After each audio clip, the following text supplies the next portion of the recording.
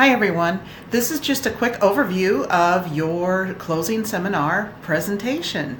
So the presentations themselves need to be around 15 minutes of length, no longer than 20 minutes.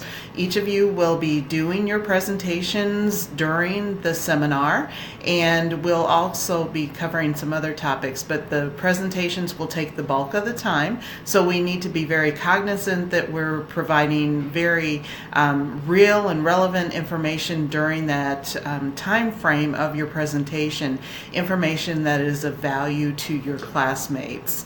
So when we're looking at the presentation itself, making sure that you cover the key elements to your chosen topic and really look at the major points involved within that particular topic, and of course incorporating evidence-based information in your presentation. That is such a critical factor for the presentation itself.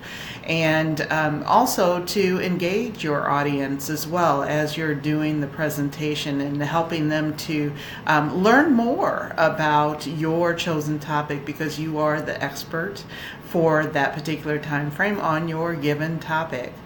So you will, of course, supply some objectives for your presentation, and the focus is making sure that the information is very clear and concise, and that, again, that you interact with your classmates and trigger that learning and exchange experience. So we're looking for professional presentation skills, looking at the overall content of the presentation, that it's valuable to those that you are presenting to.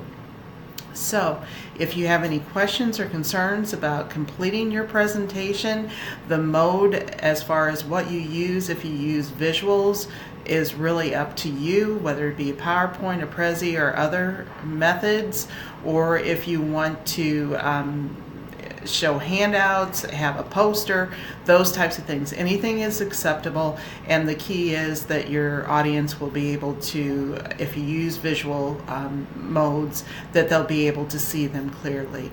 So if you have any questions or concerns, let me know. I look forward to seeing your presentations very soon.